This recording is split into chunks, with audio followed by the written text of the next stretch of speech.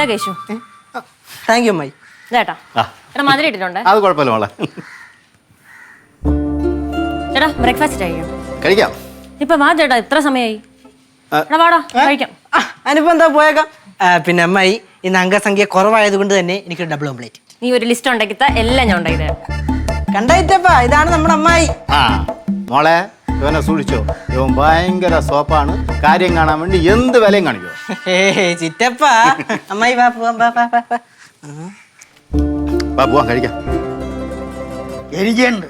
എന്ത് നിങ്ങൾ പട്ടിണി ഇരിക്കാൻ പോണ? എന്നെ ആരും വിളിച്ചില്ലല്ലേ? പിന്നെ നിങ്ങളെ വിളിക്കാൻ അങ്ങ് തിരുവിതാംകൂർ കൊട്ടാരത്തിൽ നിന്ന് വരും കേട്ടാ ആള്.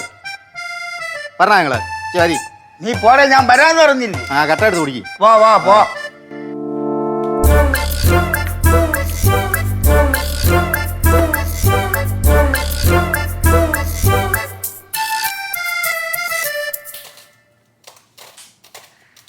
അച്ഛൻ്റെ അമ്മയുടെയും കൂടെ കല്യാണത്തിന് പോയാൽ മതിയായിരുന്നു. നല്ലൊരു സദ്യ മിസ്സായി. നിനക്ക് അത്ര ഇഷ്ടമാടാ സദ്യ? ഒന്നും പറയണ്ട എൻ്റെ അമ്മായി. അച്ഛൻ ഈ ചെറുതിലേ മുതലേ എന്നെ കണ്ട സദ്യക്കും കല്യാണത്തിന് കൊണ്ടുപോയി സദ്യ കഴിപ്പിച്ച് വഷളാക്കിയ ഒരാലങ്കാരികത. എന്തോന്നടേ ഇത്? എന്തമ്മായി എന്ത് പറയണ അമ്മായി? അച്ഛൻ ഇങ്ങനെ തിരുവനന്തപുരത്ത് ഇടയ്ക്കിടയ്ക്ക് ഓരോ കല്യാണത്തിന് ഒറ്റയ്ക്ക് പോകാൻ വേണ്ടി ഇറങ്ങും. അപ്പൊ എന്നെ നോക്കിയിട്ട് ഒരു വിളി പിന്നെ ഞങ്ങളിങ്ങനെ ഓരോ പ്ലേ ഒക്കെ നടത്തി ഇവിടുന്ന് അങ്ങ് പോവും.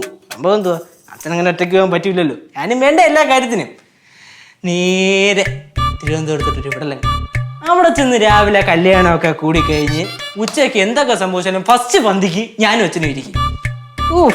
അവിടുത്തെ സദ്യ എന്ന് പറഞ്ഞ അതാണ് സദ്യ. ഞാനേ ചിറയൻകീഴ് ശാർക്കരക്കാരെയാണ്. നീ എന്നെ തിരുവനന്തപുരത്തെ സദ്യയെ പറ്റി പറയല്ലേ.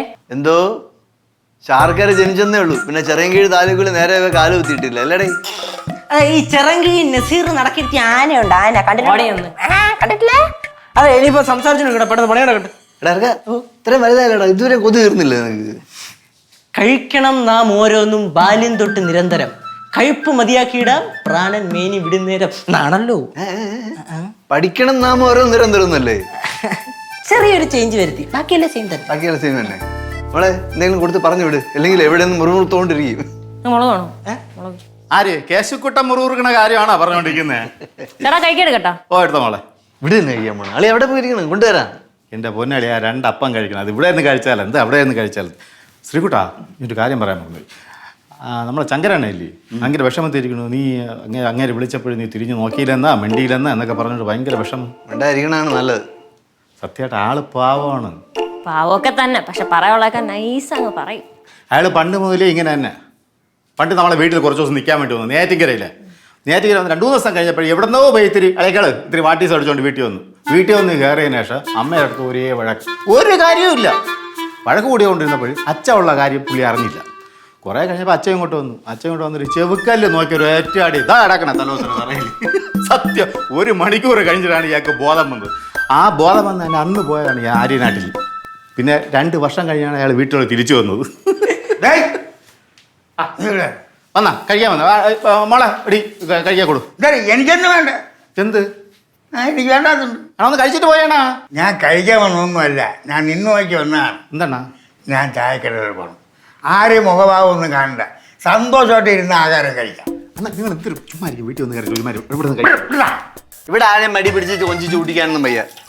അവിടെ ചായക്കടയിൽ ഏതോ അമ്മച്ചിമാര് സന്തോഷത്തോടെ കാത്തിരിക്കണമെന്നല്ല പറഞ്ഞേ. അങ്ങോട്ട് പോട്ട്. ചിരിയിരിക്കുന്നത് കമലെ കുട്ടി ഞാൻ ചിരി. പിന്നെ എന്തൊരു ചിരി എനിക്കില്ലേ? നിങ്ങൾ പിന്നെയും തുടങ്ങിയാണ്. നിങ്ങളൊരു കാര്യം എവിടെ പോകണമെന്നല്ലേ പറഞ്ഞു. നിങ്ങൾ പോയി. ശങ്കരന് പോവാറിയാടാ, ശങ്കരന് ആരും പറഞ്ഞു വിടണ്ട. നിങ്ങൾ രാവിലെ തന്നെ തുടങ്ങിയാണ്. നിങ്ങളെ കൊണ്ട് വലിയ ശല്യമായല്ലേ.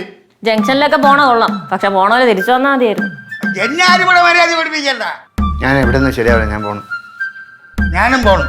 അണ്ണാ വാടാ. അത്രയ്ക്ക് വാശിയാണെങ്കിൽ അങ്ങ് പോട്ടെ കേട്ടോ.